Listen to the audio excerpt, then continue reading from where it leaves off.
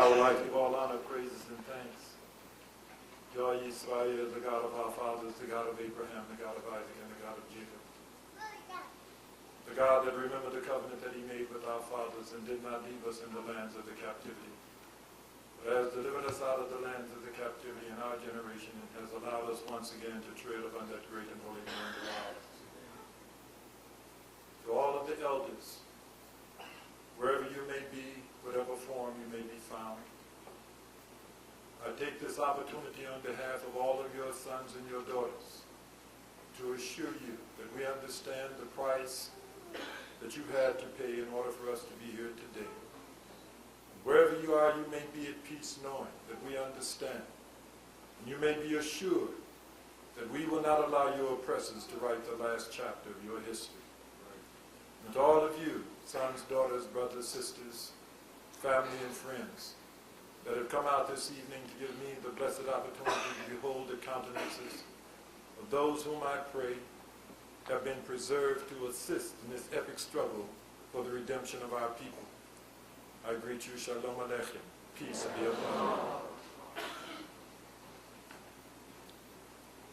I really want you to relax this evening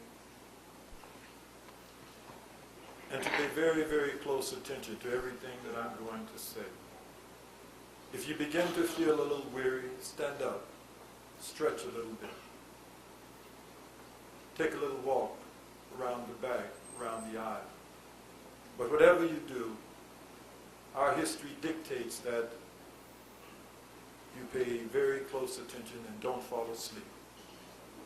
Too much is at stake. We're at a very crucial time, historically, in the midst of we as a people and on this planet. So I'm going to share some good news with you.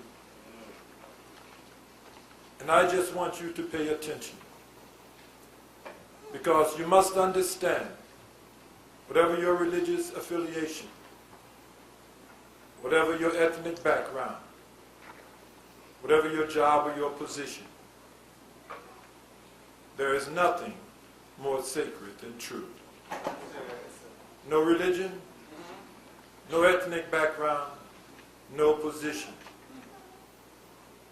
Nothing is more sacred than truth. We find our people today are very committed to their religions. They're very committed to their jobs. But you can expound on truth in their presence, and they will rise and leave and continue to do the same things as if nothing has been said. That is because they have very, very strong commitments to their religions, but they have no commitment to truth. And it is for that reason that we remain in this predicament that we're in. And until you are committed to truth, nothing is ever going to change. We've been committed to those stations for the last 400 years, and nothing has changed. The problem simply is we now must become committed to truth. In the course of the evening, I will be referring to the Bible. Many of you seldom or never read the Bible. But the Bible is more than a storybook. And some of you, if you are Pan-Africanists, then you feel that the Bible has been used to deceive and mislead our people. But I want to correct that. Your thoughts are in the right direction, but they're honed in on the wrong source. They have used religion to deceive our people. And you have assumed, since you don't read the Bible and don't understand the history of the Bible, when they say God, that they're extracting these positions from the Bible. But many of the things that are being promulgated and articulated, their root is not in the Bible. So I want you to relax. And I'm going to go back, as the priests has said, to the Genesis. Because everything that has developed on this side of the Genesis, these are just episodes. These are episodes that are developing and unfolding as a result of something that occurred in the Genesis. And it's like entering into your homes and turning on the television and observing a series, and you're picking it up in the middle. Well, you may continue to watch, but all the way through, you're going to remain in a state of confusion. And in your mind, you're going to know that the total enjoyment and pleasure will only come if you get back and start it at the beginning. No one opens up a book and begins reading in the middle and understands the book. That means that if you open up the Bible at Matthew and begin reading the Bible, you can't understand the Bible. You can only assume that the things that are therein were extracted from the words of the prophets. But to much of our chagrin, that is not a fact. Many of those things have come down historically by way of pagan beliefs. And we today, having been born into this social system, we have just assumed that the traditions and the lifestyles here are right, because this is where we were born, without ever giving a fleeting thought. We celebrate Christmas because Mama celebrated, and Grandmama celebrated, and Great-Grandmama celebrated. Never a fleeting thought if Christmas or Easter or Halloween, if in fact these were extracted from the Bible. So what we want to do today is to go back to the Genesis.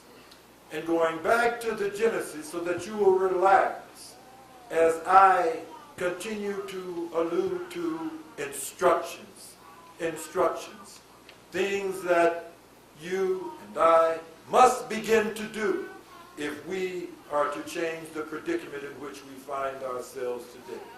So what I'm going to do is ask if you may uncover the display on the body.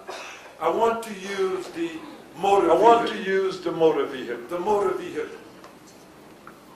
On display, if you would observe, there is a display on each side. This image. I want to use the motor vehicle. You will notice the body. The body. I want to share with you what is referred to as body, soul, and spirit, Holy Spirit. And I'm going to use the motor vehicle as my point of reference. The body. When we see an automobile, when we look upon the automobile, what we're looking at is called the body.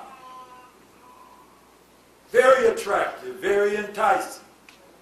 As a matter of fact, so attractive until the body plays a major role in whether we desire to purchase the vehicle. Right. The body. All that you're able to observe is the body. Much is gone into making the body attractive. Then the body is assembled over the chassis. Well, if you were just observing the chassis, there's nothing enticing there that would create any desire within you to purchase that vehicle. So you look at the chassis. But the chassis contains all of the moving parts, the motor, and all of the parts that causes the movement of the vehicle. But that body is critical. That body then assembled over the chassis gives you the total picture of the motor vehicle. But in observing it, you're only looking at the beautiful, attractive, shiny body. So you have the body and the chassis. And there is a third portion that is critical. Before you remove this very expensive, extremely attractive vehicle from the showroom, there is something else that the dealer has to pass on to you. Know what it is? The instruction manual. The instruction manual. The instruction manual. And the instruction manual was put out by who? None other than the manufacturer. Why? Because he knows his vehicle. And in that instruction manual is critical, vital information. Vital information. The kind of gas that you're to put in the vehicle, the kind of oil, when to have an oil change, the amount of air to put in the tires, the speed, the heat, and also things to be aware of as indicators if a problem is lurking in the background. You've all experienced that. This is common if you buy a new vehicle, is that correct? So you have the body, the chassis, and the instruction manual. And the manufacturer. Written in that instruction manual is that if you violate those instructions, you what? You void your warranty or your guarantee. Is that correct?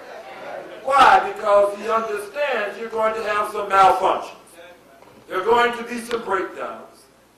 And he then has added the disclaimer that I'm not responsible if you violate these instructions. Is that correct? I'm not exaggerating. That disclaimer, except that you follow those instructions, you lose your guarantee or your warranty. Why?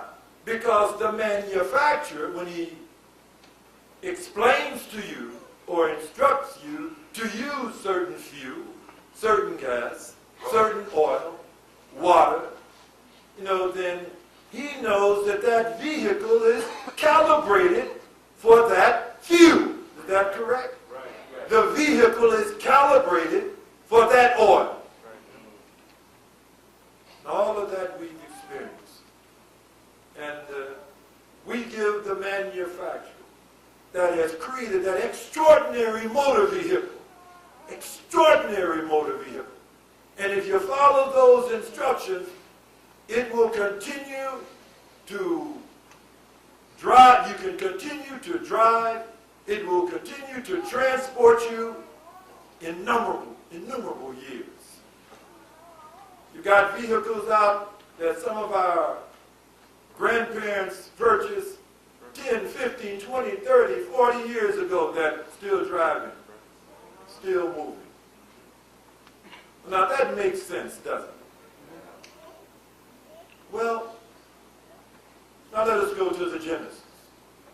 To the Genesis. Adam.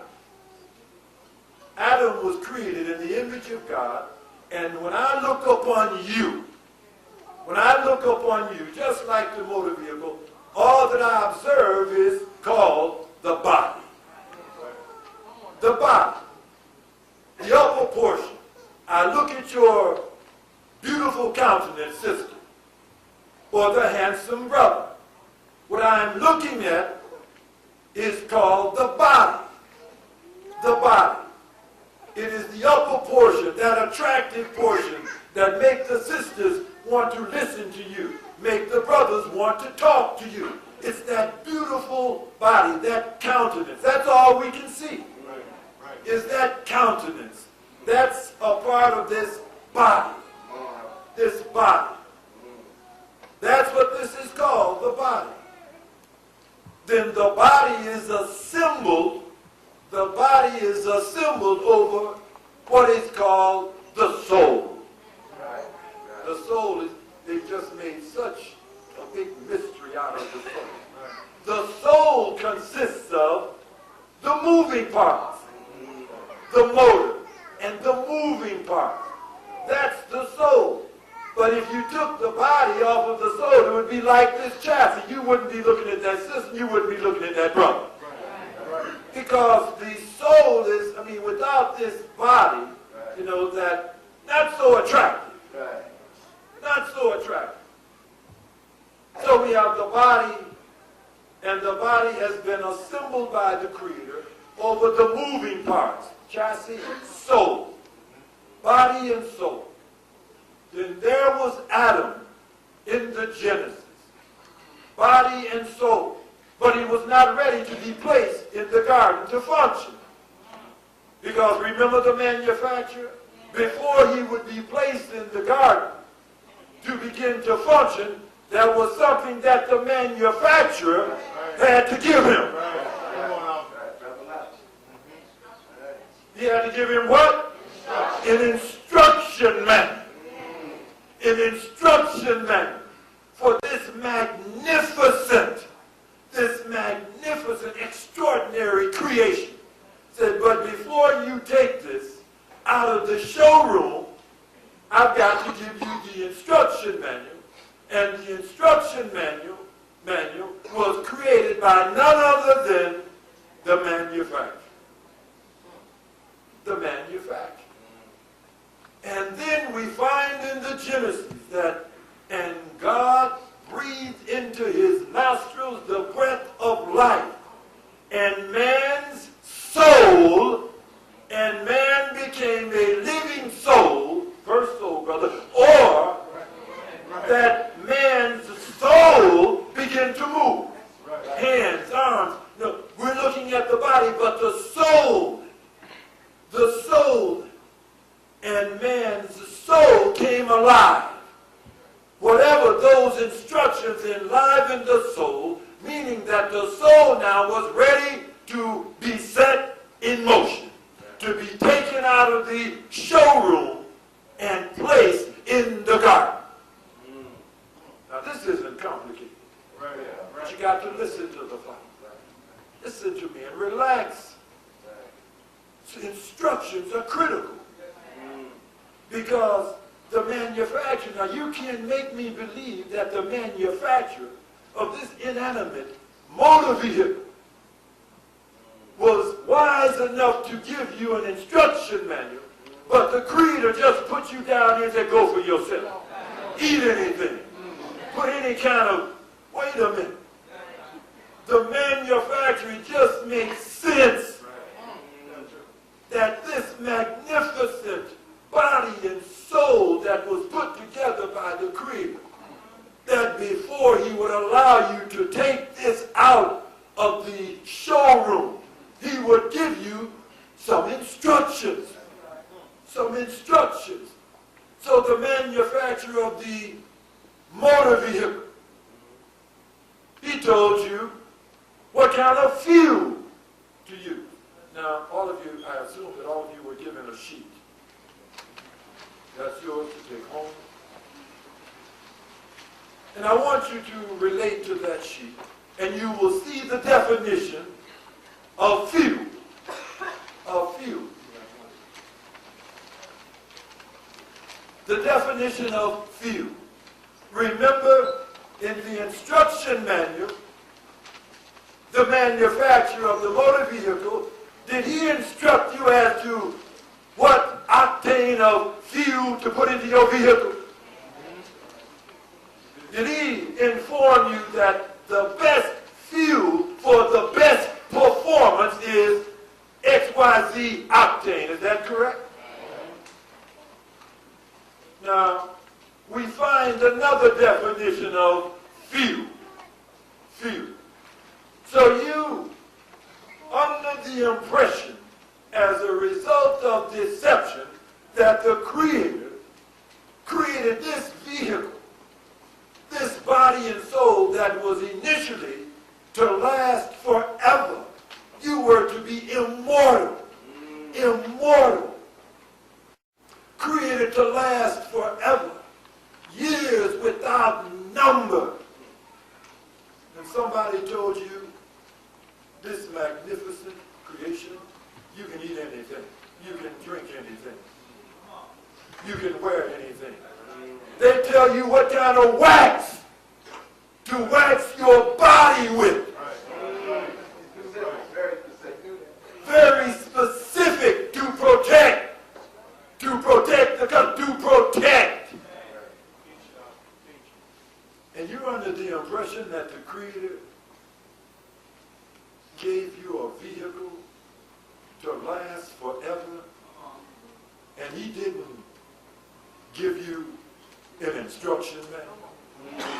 You couldn't possibly believe that. You could not possibly believe that. That is the problem. The perception of deception. Someone has given you the impression that the Creator had you drink anything. Put anything on your body, in your soul. Something is wrong. So relax this evening. Relax as the Father expounds upon what I refer to as the perception of deception. Read the definition of fuel there for me, please. Fuel, that which gives nourishment or incentive. That which gives nourishment or incentive. You have to give this soul the incentive to want to perform in the manner that it was created. Right. So the manufacturer has said that if you are not obedient to those instructions, he has that disclaimer. He says you lose your what? You lose your warranty. Why? You're going to experience malfunctions and breakdowns. Right. Now the Creator in His infinite wisdom, He gave us instructions. And He too had a disclaimer. If you violate those instructions, He said you lose your warranty because you're going to have some malfunctions and breakdowns. Your kidneys will malfunction. Your liver will malfunction. Your heart will malfunction. That all of these things will fall into a state of deterioration, and the Creator has a disclaimer. He said, I'm not responsible. What does the manufacturer say? He said, if you do not follow those instructions, he said, I'm not responsible for the outcome.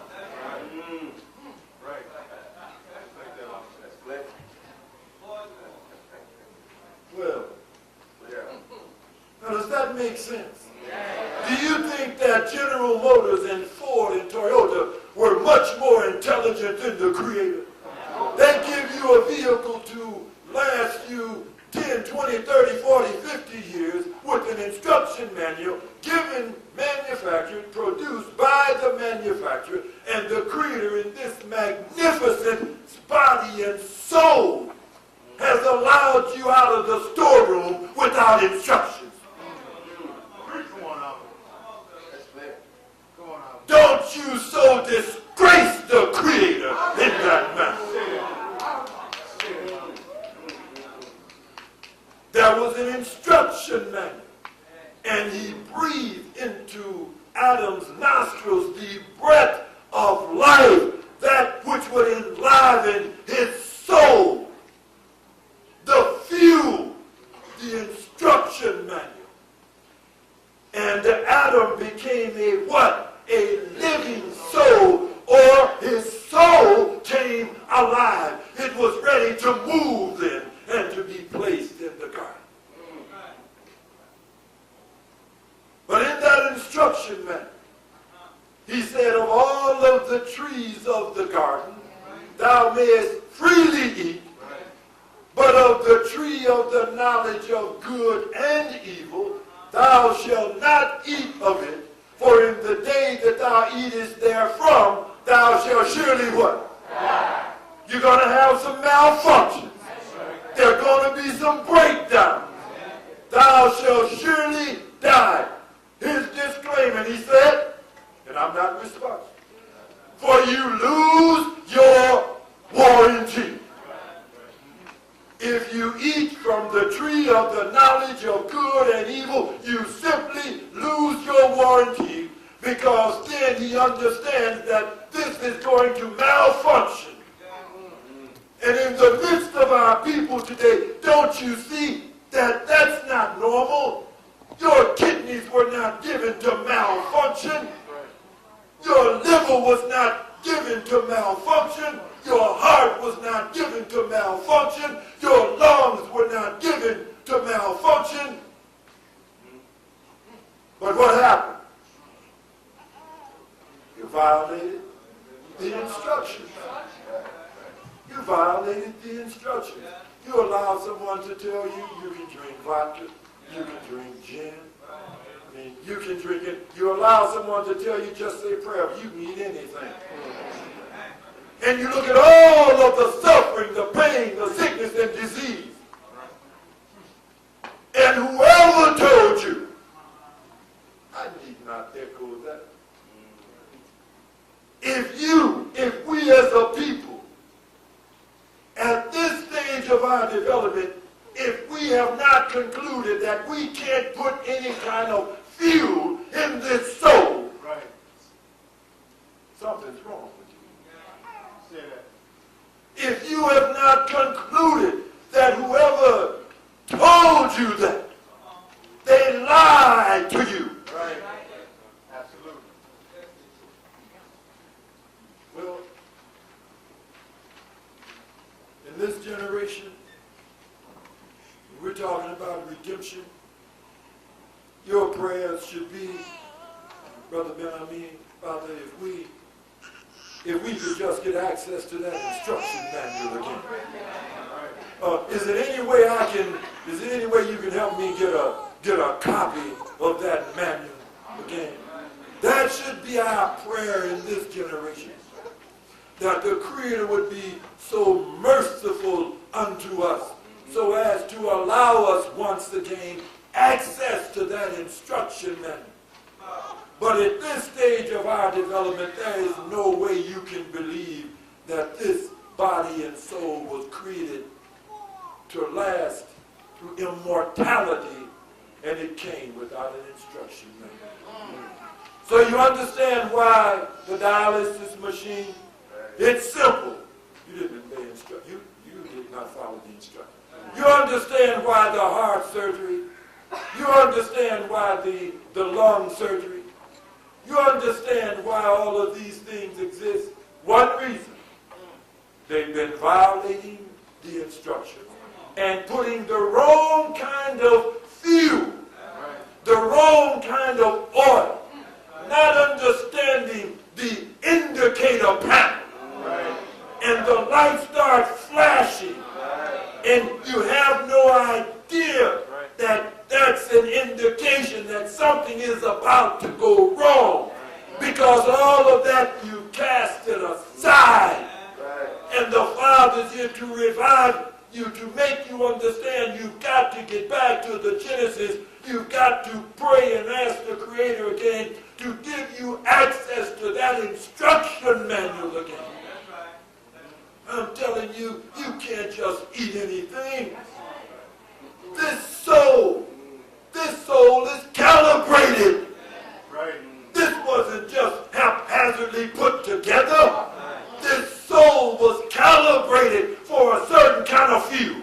If that automobile was calibrated for a certain kind of fuel, don't you think the Creator in His infinite wisdom calibrated this soul for a specific kind of fuel?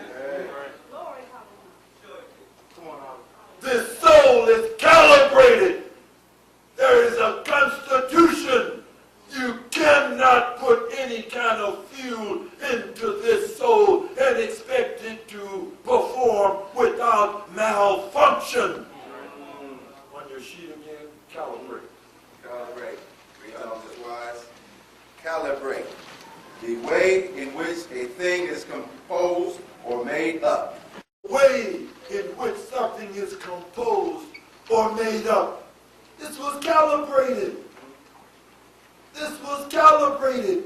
How could you be under the impression that, well, it was just made for anything? You cannot continue to believe such falsehood. This soul was calibrated. And it was calibrated for the few that was recommended in the book of Genesis. Genesis 1 and 29. Reading from the book of Genesis, the first chapter and the 29th verse, reads on this wise. And God said, Behold, I have given you every herb bearing seed, which is upon the face of all the earth, and every tree in which is the fruit of a tree yielding seed. To you it shall be for food.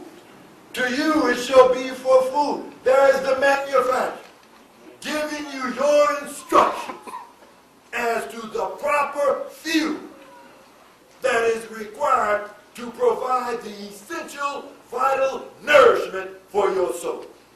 For your soul.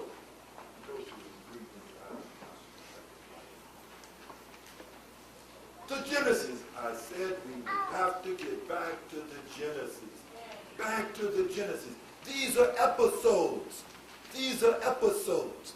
But you must get back to the Genesis to understand why this is developing, to understand this picture that the Father is painting for you. The Genesis again. Right. Reading from Genesis 2, verse 7. And it reads on this wise. And the Lord God formed man of the dust of the ground. And he formed a man of the dirt, the soil of the ground.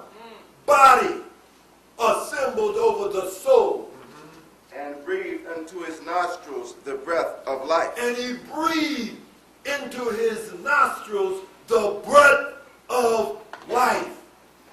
The breath of life. And man became a living soul. He became a what? A living soul.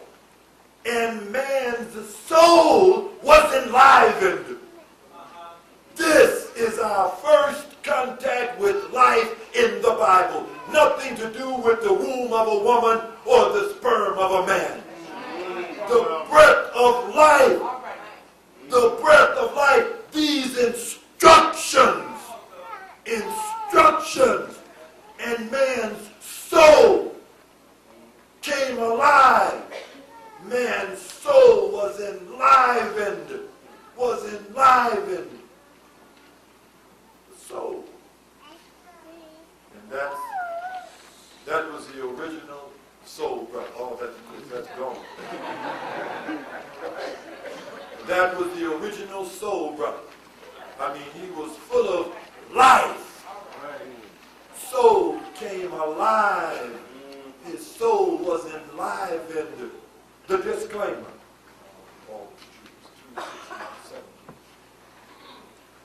The instructions. The plans. Let us consider. If the Creator said, you were created from the dirt, from the soil. If that is in fact the truth, then there has to be some type of synergy between you and the soil. Is that correct? Let us think. There has to be some type of synergy. The soil. Let us consider the minerals in the soil.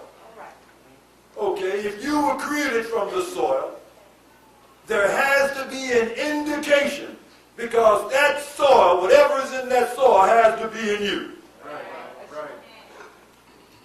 Iron, a mineral in the earth. Anyone here without iron in their body? All of you've got iron in your body, is that correct? Let's go further. Magnesium, a mineral in the earth. You have magnesium in your body? Manganese, a mineral. You have manganese in your body? Phosphorus, zinc, nickel, calcium. All of the minerals in the earth are in your body. It proves the Genesis creative process.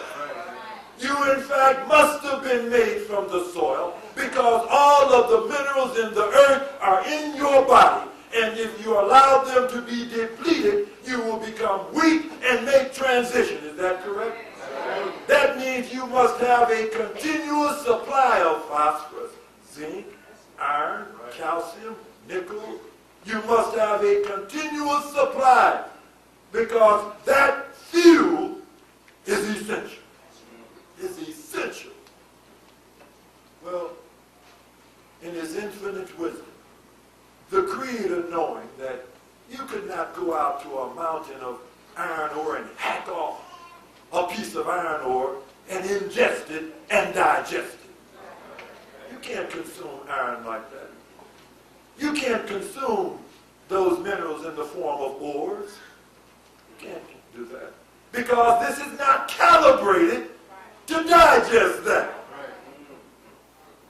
So in his infinite wisdom, what did the Creator do? He caused plants to grow forth from the same dirt, the same soil from which you were created, and he told you, instructed you, you consume those plants, and contained in those plants you will find iron, phosphorus, zinc.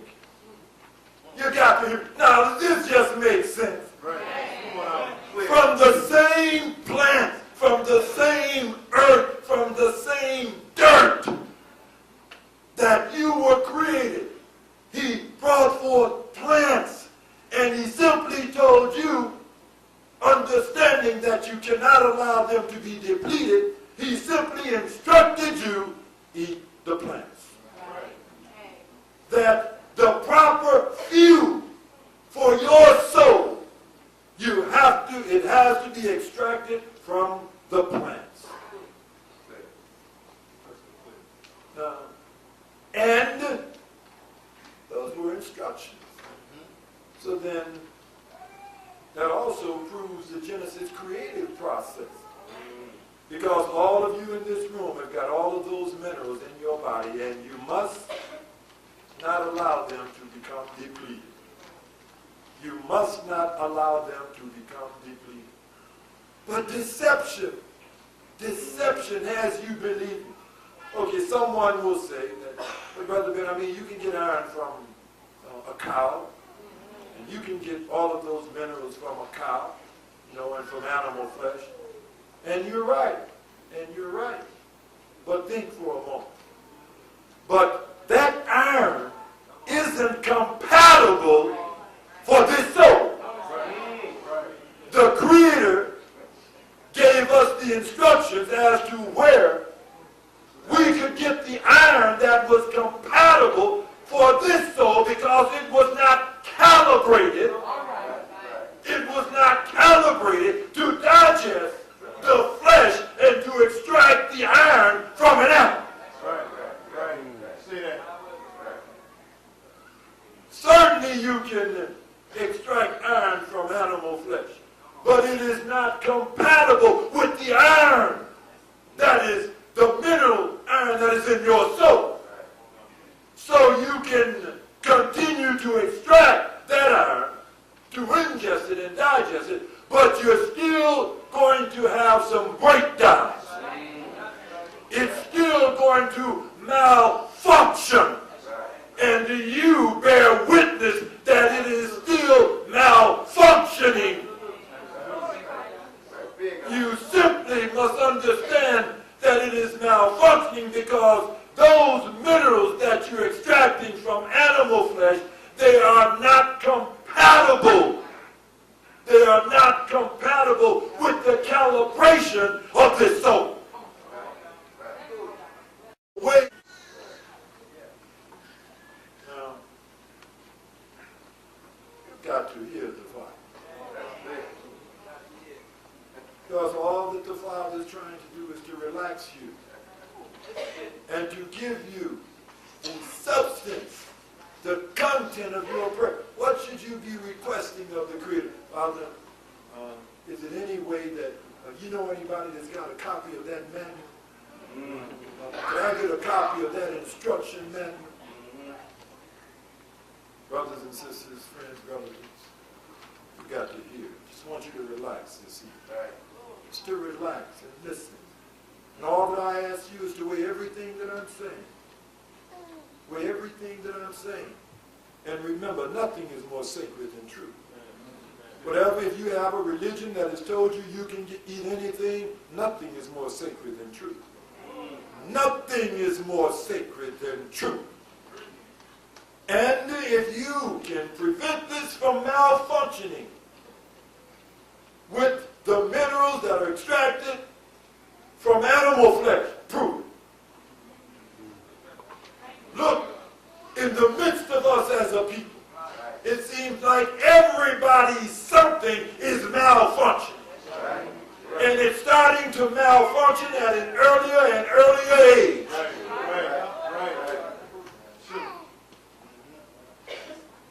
And we continue to follow the perception of deception. Well, I know that before this evening you probably did, but I know after this evening. Because I already said in the beginning that you can speak the truth in the midst of our people, and because they have no commitment to truth, they just get up and go right back like you haven't said anything. But I know this evening we can take this date. This marks a historical change. Because I know you're not going to get up and just go out. You know, you may not make the complete transition in a day. But I just believe and have enough confidence in you to believe that you're not going to just leave out of here and be as foolish as you were possibly when you came in. I just don't believe you're going to do that. So, the audience, does that make sense what the Father said? Yeah. Perfect sense. You got to have the minerals that are compatible for this soul. For this soul.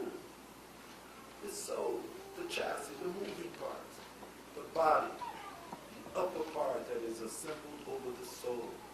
Breathe into his nostrils the breath of life, and Adam became a living soul. And of all of the trees of the garden, thou mayest freely eat. But of the tree of the knowledge of good and evil, if you ingest that knowledge, this vehicle is going to malfunction. So we're talking this evening about the perception of deception. The perception of deception. And since the Father is going to be sharing instruction with you, I wanted to open with the example of the motor vehicle and body, soul, and spirit, so that you would relax and hear the instructions that the Father is sharing with you, because I'm simply extracting instructions from that manual, from that instruction manual that was given unto us in the beginning. And if we are obedient to those instructions, we will begin to, again, we will begin to cut back, to neutralize on the malfunctions, the breakdowns that we are experiencing in this vehicle. The proper fuel, the proper water, the proper oil. What I would like for the priest to do at this time is to go to the book of Isaiah, the Bible. The book of Isaiah, the 6th chapter, verses 9 and 10. And I want to reiterate what I said initially, that if any of our brothers are Pan-Africanists or nationalists, that the Europeans did not use the Bible to deceive us. They used religion to deceive us. And you assumed that the religion that they were promulgating in the midst of our people was extracted from the Bible. And that's not true. That's not true. So relax as the Father shared with you verses from the Bible. Isaiah, the 6th chapter, verses 9. Please. And you read on this wise. And he said, go and tell this people, hear ye indeed, but understand not, and see ye indeed, but perceive not. Make the heart of this people fat, and make their ears heavy, and shut their eyes, lest they see with their eyes, and hear with their ears, and understand with their heart, and be converted, and be healed. And be converted and be healed. Read that again, please. And he said, Go and tell this people, Go and tell this people, hear ye indeed, hear ye indeed, but understand not, but you haven't been able to understand. and see ye indeed, Looking right at it with your eyes, but perceive not. and you can't perceive your perception of what you're looking at. You cannot perceive, understand what it is that you're beholding, looking with your eyes. Make the heart of this people fat, Why?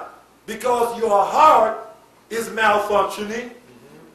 and make their ears heavy, Your ears are malfunctioning.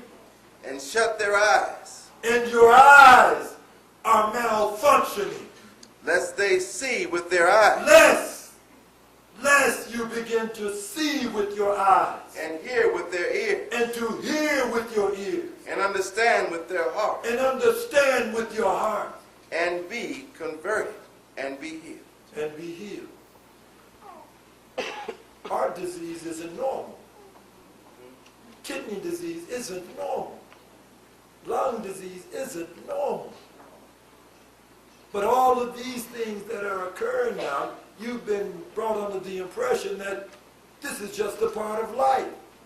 When did dying become a part of life? It's contradictory. You can't be living and dying at the same time. See that? That's deception. Tell me, when did dying become a part of living? Deception. Deception. Can't perceive. And our subject this evening is the perception of deception. And we want to go now to the book of St. Matthew, the 7th chapter, verses 17 through 20. The book of St. Matthew, the words attributed to Yeshua, verses 17 through 20. And listen to this. Be very specific and clear. Listen to these verses. Even so, every good tree bringeth forth good fruit, but a corrupt tree bringeth forth bad fruit. A good tree cannot bring forth bad fruit, neither can a corrupt tree bring forth good fruit. Every tree that bringeth not forth good fruit is hewn down and cast into the fire. Wherefore, by their fruits ye shall know them. He says, by their fruit, it would be observable. The yield of the corrupt tree, it would be observed. You'd be able to see it. You would be able to see it. If someone had fashioned a hell on this earth, you would be able to see it. It would have to be observable. And he's speaking in the absolute. Every corrupt tree has to yield corrupt fruit. Right. And by the fruit, you would know it. Observable. Read it again, please. Wait, please. Reading from the document, National Missile Defense and Responding to Terrorism. Speaker Jeff Baxter. Speaker Jeff Baxter. Sponsor, Center for Emerging Threats and Opportunities. Location, Potomac Institute for Policy Studies. Executive Summary. Executive summary. We, the U.S., perfected... Start it again. We, the U.S., perfected the art of perception engineering. Wait just a moment. Now this is in high-level political meeting. Right. What are they discussing in those meetings when they're talking about missile defense and terrorism? They're talking about perception engineering. And he said they have mastered, they have perfected perception engineering. Read that sentence again, please. We, the U.S., perfected the art of perception engineering. Now we need to utilize this Now we need to utilize this. Perception engineering. Mastered perception engineering. Well, I would like you to uncover this second exhibit, please. This side also. So that we're clear. Sisters, forgive me, this was the best example that I could find.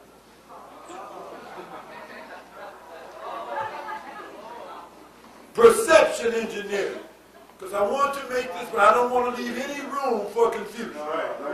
When we're talking about masters of perception engineering. And I would like to ask the Kohen if he would read that which has been highlighted. Right. Great invention. Brazier, the bra. A brazier or bra is a foundation garment for women consisting of shoulder straps, 2 cups, a center panel, an underbust band, sides, and a back. A brazier. And they described it. Great invention. Talking about the brazier. Continue. The upper part of a bikini The upper part of a bikini is similar. is what? Similar. It is similar. The upper part of a bikini is similar, But with the social difference but with the social difference. that it is part of a swimsuit, not underwear. Now I had to come all the way from here.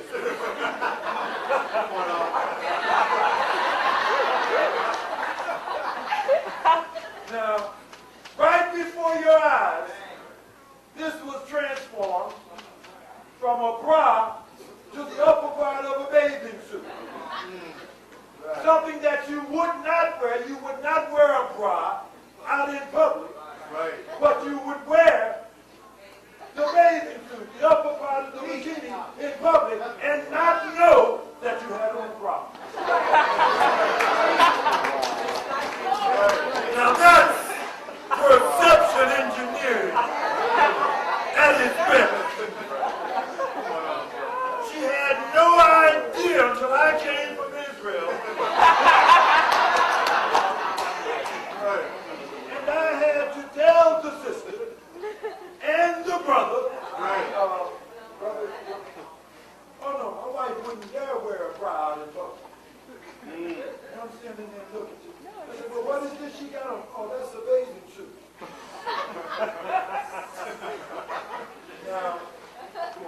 Now I'm trying to convince this brother. I said, brother, that's a bra. He said, no, brother, but let me ask my wife. So I said, sister, what is this that you wearing? You don't know what this is. This is a bathing suit. I said, but isn't the upper part a bra? Absolutely not. I wouldn't come outside in my bra.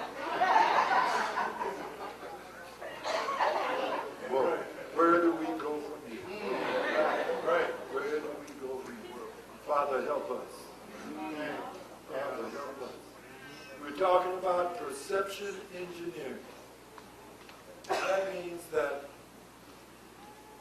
right before her eyes, said that the brother and the sister would look right at him and not know that that's a bra that she's wearing out in public. The perception of deception. Because remember, if it's a corrupt tree, they have to make you dress like this, but they have to change your perception of what you're looking at. Right. Going on. They must cause the sisters to expose themselves if it's a corrupt seed. Say that. But they must change her perception of what she's wearing. You ask her, please forgive me, sisters. Ask her, you tell her, but you can't come outside in a bra and panties. And she said, I would never come outside in a bra and panties. I'm telling you, sister, they told you this was a bikini, but I'm just trying to tell you that that's your bra and panties. And you shouldn't be outside like this. But what am I up against? Continue on. For example, in Western cultures, wait a moment. Says no corrupt tree can yield good fruit. And by the fruit you would know them. It would be observable. But the masters of perception engineering, knowing that there are things that they must make you do, but in order for you to do it, they must change your perception of what you're doing. They would need you to assist in committing suicide and destroying your soul. They would need your assistance, so they had to give you the wrong perception of fear. right. Because they would have to employ you to destroy your own soul. Perception of deception. Where did they say? In Western cultures, In Western culture. You're under the influence of Western culture. And all over this world, right. all over this world, they're under the perception of deception. That makes it clear, doesn't it? As to the tree. Right. Now, continue on. It is considered suitable for exposure in a swimming pool, on the beach, and in other recreational situations. And in a swimming pool, on the beach, or in other recreational situations or facilities, they tell you that simply, if you want to go out like that, don't say it's a bra. Just say it's the top of a bikini. And go on out there, sister. There you go. The perception of deception. The perception of deception. Now, have they mastered perception engineering? And am I exaggerating? Am I exaggerating? And it's observable. It's observable. You can see it. But you look right at it and can't perceive what you're looking at. The perception of deception. And they change your perception. They change your perception of the fuel, the diet. Soul food. Well, we found out in the Genesis about soul food. They change your perception of soul food, the fuel that you should be consuming. All of this is happening right before us. They change your perception of the resurrection. The resurrection. Right. And this has to do with religion, and I say nothing to intentionally embarrass or denigrate anything that you believe. But I say what I say because there is nothing more sacred than truth. Recently, there was a holiday centered around the resurrection. The resurrection. But there is a reason why. Other than for that season, that holiday, you never hear individuals using the word resurrection. Because they built up a great mystery around one individual to divert your attention from the fact that there is a people that have got to be resurrected. But when you think of resurrection, you think of that one individual. That one individual. And you lose focus on the need for a people needing to be resurrected. Well, let us take it a step further. You never hear using the term resurrection. But then, quite often, matter of fact, possibly every Sunday, several times in the course of the month, you hear individuals saying, friends, relatives, I've been born again. That's common, isn't it? How many of you have ever heard someone in the family or friends say, I've been born again? Would you raise your hand? We've all heard it. It's common. They use that term, I've been born again.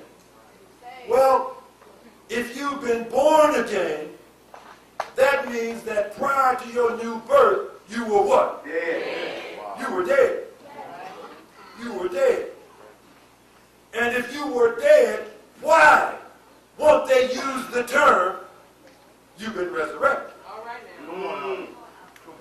because they've got to build this mystery around the one individual. Right. Right.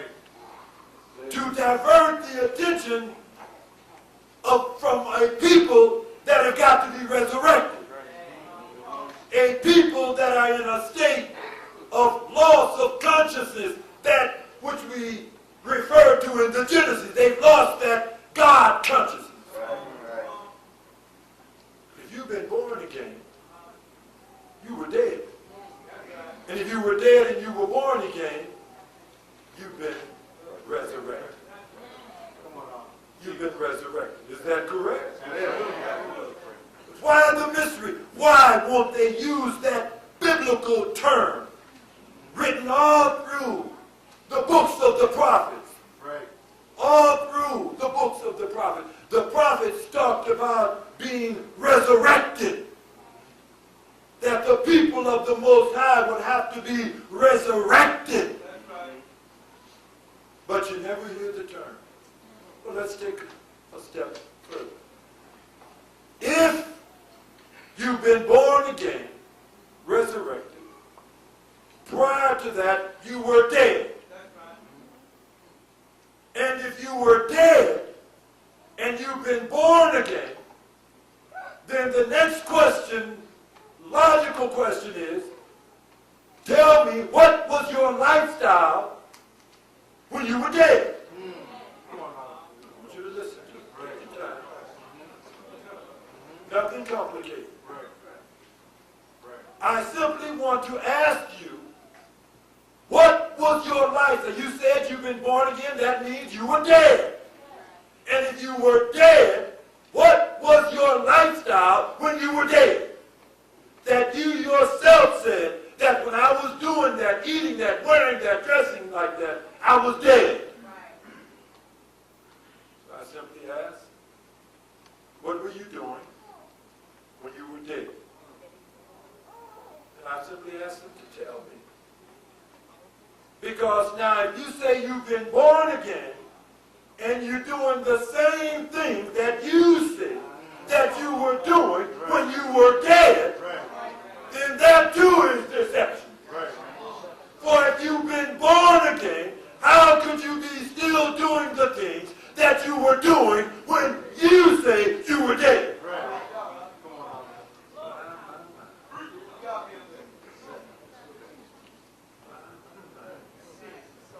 Got to hear this. So plain a fool can't answer.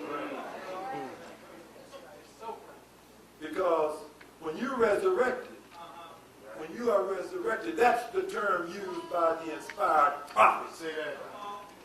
Nowhere from Genesis to Malachi did they use being born again. They used, oftentimes, resurrected. But so that you not understand the power of the spirit of Genesis, the power of the spirit of Genesis, they do not in any way want to direct you back to the Genesis, to the resurrection spoken of by the prophets. So they keep you in the direction of the Logos. Right. So now, is it asking too much? Those individuals that you know that were born again, to ask them, tell me what you were doing when you were dead, because I don't want to do that. I want to see, I don't want to do that. If you say that you were doing that and you were dead, and you had to be born out of that.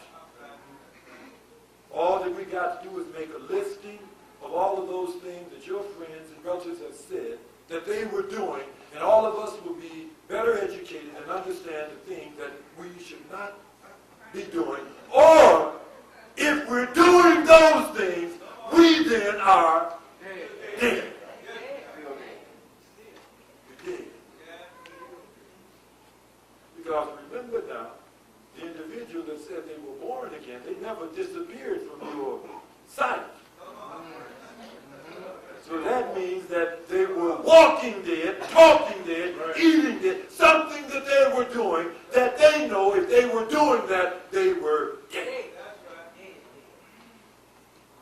The perception perception of deception. The perception of deception. They say it all around you. What did the prophet say? He said, you got ears, but you hear it not. But you hear it not. There is a lifestyle that is equated with being dead by their own testimony. By their own testimony. The perception of deception. They have changed your perception of living. Right now you think that get you a carton of Coke, and it's the real thing. Really living. I got to tell you that you better get you a carton of apple juice. Right. Better get you some orange juice, because Coca-Cola ain't got nothing to do with living. But the perception now, the perception of a good time. Remember when they go out and get drunk and they can't walk and they falling over everything, they say that they got high. Can't stand up. Man, I'm so high, man. And never been lower. Right. Change, and you look right at them. Can't walk. Gotta carry them. And they tell you, oh man, let's go and get high. And you think as soon as you get through drinking, you fall out on your face. No idea the perception of deception. You're not high, you just got low. You just got low. But if you knew that you were falling down low, maybe you wouldn't drink it, or you wouldn't shoot it. But the perception of deception. That's a master of perception engineering. Continue on. It's according to Baxter, by studying the Quran and the culture of Islamic terrorists, Read that again. we, the U.S., perfected the art of perception engineering. Now we need to utilize this, according to Baxter, by studying the Quran. By studying the what? Quran and the culture of Islamic terrorists. And the culture of the terrorists. By challenging terrorist perceptions, we can cause them to doubt their beliefs. Now, it says by studying the Quran. By studying, we're talking about perception, changing perceptions. They have to study. You're the most studied. You've been studied from the sole of your feet to the scalp of your head. Study. Let us go back in your history. Let's go back in your history. Let me see the...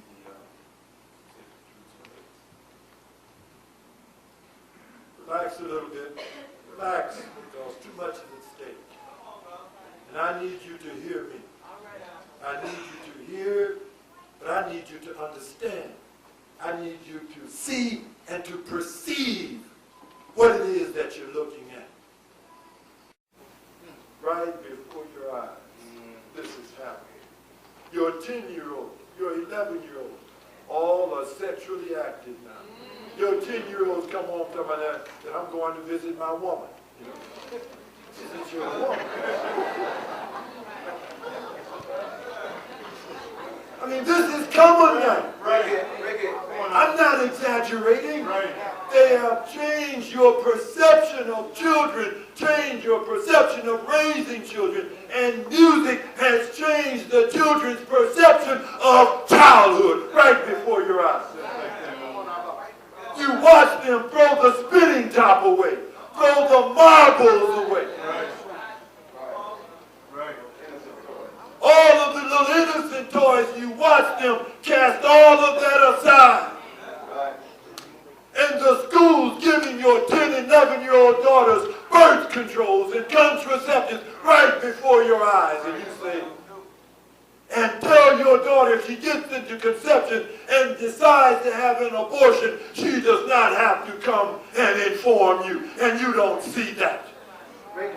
Right before your eyes, because a corrupt tree has to yield corrupt fruit. Now that's not corruption, but they have changed your perception of corruption. You just relate to it as modernity. Growing up. Well, when I was a child, we didn't do it, but it's different now in this generation.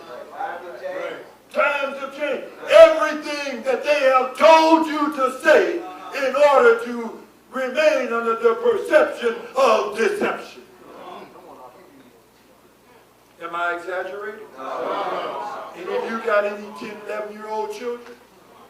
They've been transformed right before your eyes. Right before your eyes. The perception of deception. And one of the tools, music. Music. Music. And they're just boogieing their way into hell. Right before your eyes.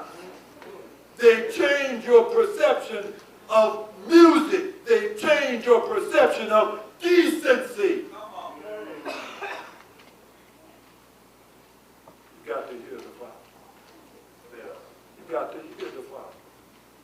Much is at stake. All that I'm saying to you is that if we don't make an effort, we'll never get our children back. They're not going to give them back. We'll never get our woman back. We'll never get our men back. We'll never get that wholesome environment back.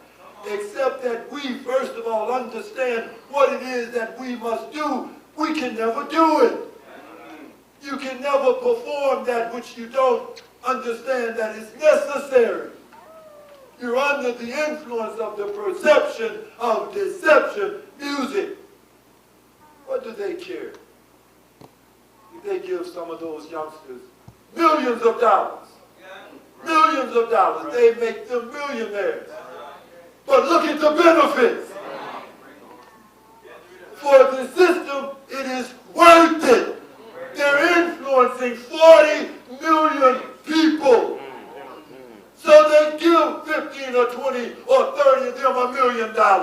That's the payoff for bringing all of you under the influence of corruption. Right before your eyes. Right before your eyes. You see it and can't perceive what you're looking at. You hear it. You hear it. And you can't perceive what they're saying. Because I know that dead, loss of consciousness. Because there is no way you would allow that music to be played in your homes if you were conscious. But that bears witness. The reason you allow that is because you've lost consciousness and accept that you are resurrected. You will continue under the perception of deception. Music, chemical, all of this we're talking about. These are the tools of perception engineering.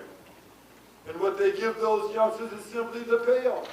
That's simply the payoff. Don't you feel that when you look at the fruit, don't you feel too that it's worth it to control 40 million people, to take your children from you, to market your children, to take childhood from them so that they never have to worry about the coming generation? It's worth the investment to make some of them millionaires.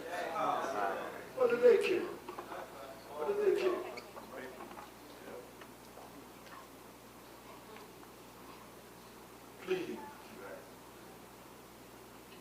Pleading with you. You got to hear. They're not going to give us our children back. They're the ones that took them away. And you keep saying, someone continues to tell you that things are going to get better, things are going to get better, just keep on going. But stop for a moment. 20 years ago, things were better. 30 years ago, things were better. 40 years ago, things were better. And someone is telling you as you watch the continuous deterioration, the continuous degeneracy, and they're telling you to keep on. Someone is desirous of you to continue down that path. But the prophets, your prophets have instructed you to do what? Stop and seek ye the old path. Stop and turn around, for things won't get better for us until we head back to the Genesis. Back to the Genesis. It's not going to get better. It's not going to get better. Speaking of truth, we have, the youngsters here, have what we refer to as the sacred truth scrolls. Sacred truth scrolls that they have them here. And we only have maybe 24, 25. And I expect you to take those 24, 25 home with you. Because those scrolls, if you put them upon your walls and observe them daily, they will be a source of inspiration and power. Inspiration and power. We refer to them, like that the booklet company that I was reading from, as the sacred truth scrolls. In this generation, you got to come back under the influence of truth. Nothing is more sacred than truth. And if you put those scrolls upon your walls, they will provide you with a daily source of inspiration and power, because your power is in truth, submerged in truth. That's why they're keeping you under the influence of lies, under the influence of lies, under the perception of deception. Music, you're hearing it blasting over the waves every day. And you can't hear it. You can't hear it. Because if you could, you wouldn't allow it. I recall when I was a child, not long ago. It was a record that came out. Now, I know that many of you aren't going to identify with me on this now, but some of you remember, that not so long ago there was a record that came out when I was a child, and it was called Annie Had a Baby. And it was by a group called the Midnighters. Any of you here remember the Midnighters? I see it. And the record came out and said, "Work with me, Annie." You know what? They banned those tunes from the airwaves. They banned those tunes from the airwaves. And that was child's play to what they're saying today. Then you insisted that they not play that music over the air. And they stopped playing. And today, things are getting better. Your ears are getting dumber. Your eyes are getting dimmer. And someone is telling you that things are getting better. Things have never been worse for us. Never been worse for us. But they've changed your perception of yourselves, of worship, of God, of food. You got a false perception of fuel for your soul. So, when we're talking about deception, I'm going to ask a question to the audience. And again, no trick question. No trick question. He read in Revelation, the 12th chapter, and the 9th verse, that the devil had deceived what? The whole world. Is that correct? Now, those individuals under the influence of that deception, if I was under the influence of truth, just listen to the Father. This is not a riddle. All you have to do is listen. And if I was under the influence of truth, when those individuals under the influence of deception say, "I love you," and I under the influence of truth say, "I love you," could we mean the same thing? No. You got to hear the Father. No way that we could mean the same thing. But you hear the same language. Subsequently, you assume that we're talking about the same thing. But we're not. Those individuals under that deception could not possibly mean what I mean when I say I love you. Because their love is deceptive love. For example, tobacco, grown in the fields, tobacco sold to the manufacturers, and they have to get a license from the government to manufacture the cigarettes. Then they distribute them to the retailers, and the retailers have to get a license from the government in order to sell them. And then, right on the pack, it is written, carcinogenic. This is going to destroy your lungs, give you emphysema, says that this will cause you cancer. And to show you that they know, and it's the truth, every year 400,000 people die from it. I mean, all around you. And they market those, and then they will stand up and say, we are the defenders of life. I'm trying to figure this out. Selling a product to their own citizens that they know is going to kill 400,000 of them every year and cause untold suffering and pain. Now, you can't tell me that that's love. There's no way when I say that I love you, if I governed you, could you conceptualize me selling you a product that I know is going to kill 400,000 of my citizens every year? Can you envision me doing that under the influence of truth? I could not do that. That's not the love that I'm relating to. I would never give you a cigarette. Whether you desired it, whether you longed for it, lusted after it, I would never give you a cigarette because I must express to you what I have in my heart for you. My love for you. How can I say that I love you and give you a carcinogenic cigarette? That's a different kind of love. That's a different kind of love. No. It's time for you. It's time for your resurrection. Take a hypothetical situation with Mary and John, and one day Mary comes back home to her father and mother, and she's crying in bitter tears, and her mother poses a question to Mary, and she says that, Mary, what's wrong? You know, why you come home? She said, I left John. And she's crying, she said, I left him. And her mother said, why did you leave John? And she said, because he don't love me no more. And her mother said, how do you know? And she said, because he don't act like it. Is that correct? That means she has associated love with a what? With a behavior. And she knew that when he did not display that behavior, he didn't what? He didn't love her. And she knew what? To put some distance between her and John. Because he does not love me. Now,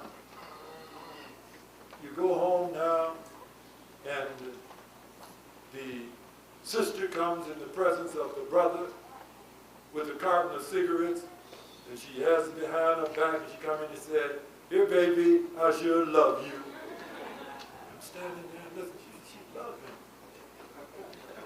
And then he on the other side got a prize for her behind him, and he said, baby, pull the bottle of gin out. He said, baby, I love you too. And they're loving each other to death. Loving each other to hell. And I don't mean to offend the sisters, but I don't want to be loved like that.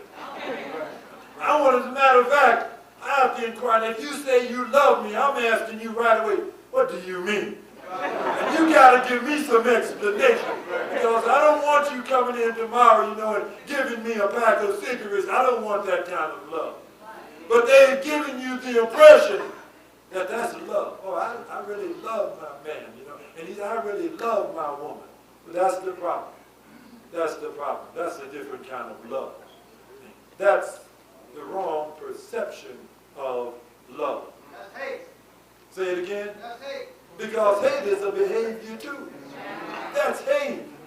I could not give you a cigarette because I must treat your body just as I would treat mine. I will protect your health with the same energy that I will protect my health. Because that is the love I have for you. But you can't recognize it today. Right in all of the stores around you, they're selling cigarettes. And somebody told you, oh, that's just tenets of freedom. And you go right on down the street, not understanding that. That's a strange kind of freedom. Strange kind of freedom. They've given you the perception of freedom. That's not the freedom that we're trying to achieve. Right? Brothers and sisters, friends, relatives, associates, and all of those whom I'm speaking to, motivated by my love that I have for you, saying these things simply because I desire you to change. I desire you to keep your kidneys, keep your lungs, keep your heart, keep your liver, keep your sister. Stop loving her like that. Keep your brother. Stop loving him like that. There's another kind of love that we must display under the influence of truth. Under the influence of truth. Stop feeding him that they've told you that that's destroying his health. What kind of a family? Can't you see what's going on in these families? Every day you put on the table before your children, before those that you say you love, you feed them a diet that you know you've read, and they're telling you that is destroying their health. And you say you love them? You say you love them? You don't love them. I'm just telling you, the Father's just being truthful with you. You're under the wrong perception of love. If you love them, everything that you feed them would be to protect and to enhance their health. You could not give them those things which you know are destroying their health. So all around you today, we see the signs of a hell on earth. But under the perception of deception, you can't see it. But the tree has to yield, the corrupt tree has to yield corrupt fruit. It is absolute. It has to yield corrupt fruit. And since he that planteth the seed is aware of that, and in order to maintain your participation, deception has to come into place. For they must deceive you so that you not understand what it is that you're looking right at with your eyes. Perception of deception. And I've been talking to you for quite a while, but I'm inspired by my love I have for you. And I wanted this to be so clear until a fool could not err. Until a fool could not err. And for many of you here, I want this to be the evening of a new beginning. You can't make the entire transition overnight. You don't move from child into adulthood, but find you a beginning. Start the transition. Understand, because as you start the transition, you're saying to the Creator, I understand. You're saying to the Creator, I want my health back. I want to live again.